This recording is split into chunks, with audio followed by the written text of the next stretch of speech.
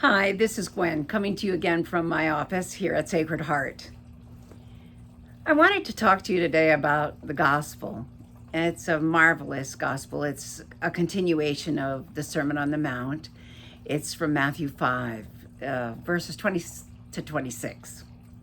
I'm not going to read it because it really is a pretty long gospel, but there's a message in it that I think is worth grabbing onto and spending some time with. Uh, it's so funny. It reminded me of a story from my childhood, and it's actually a true story. And I want to tell that to you first because I think it'll put perspective on what I want to say about the gospel. You know, we all have family lore. This is part of mine.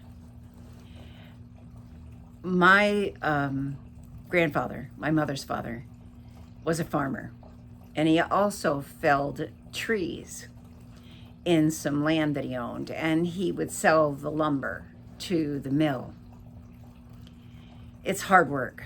Horses drawing lumber, these big trees out of the woods.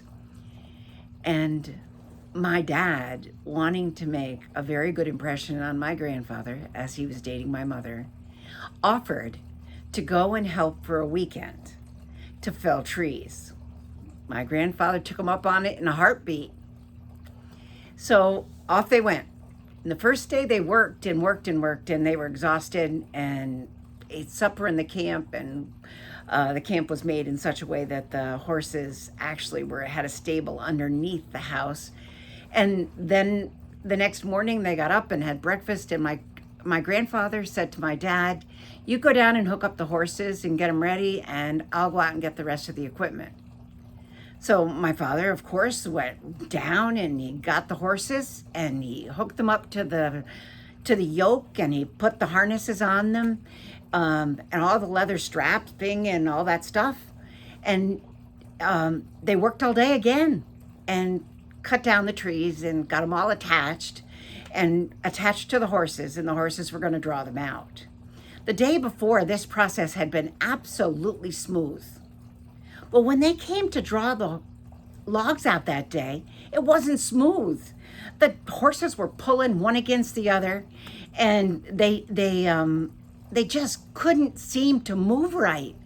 And so as a result, what happened was that the harnesses ended up breaking, and they lost more than a full day of work repairing harnesses. My grandfather knew what was wrong, and he said nothing. But after the harnesses broke, he said to my dad, "Let that be a lesson to you, son. King belonged on the right, and Ted belonged on the left. You hooked the horses up backward. You gotta keep everything in your life in right relationship with everything else." My grandfather had a fourth grade education, but such wisdom is hard to find. In the gospel today, Jesus is telling a story about rules and being a part of the community, and he says to the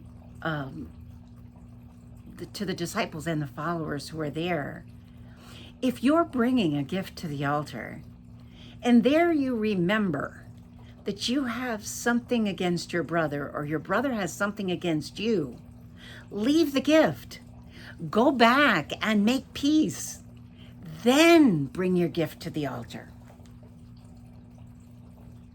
What he was saying is exactly what my grandfather said. Be in right relationship. That in order to have a life that is full, that is whole, that is holy, we need to maintain right relationship. First of all, we need to maintain right relationship with ourselves, with our own body, and with how we feel, and with our medical needs. We need to be faithful to that right relationship with our very self. Physically and mentally, we need to be attentive. We need to be in right relationship with everybody else that surrounds us. Our families, our spouse, our friends, our extended family, the community, the people we meet, and they just pass through our lives. Those relationships are critical. And if they're broken, then bringing our gift to the altar is not complete. And the final relationship that we need to maintain is our relationship with God. We must maintain right relationship with God. In order to do that, we have to have a relationship with God first. And that takes time, and it takes energy, and it takes patience, just like it does with every other important relationship in our lives. When we're out of sync, the harnesses of our lives break, and we feel like we're falling apart.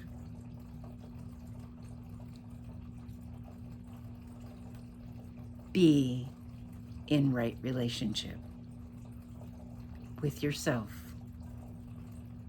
Be in right relationship with one another.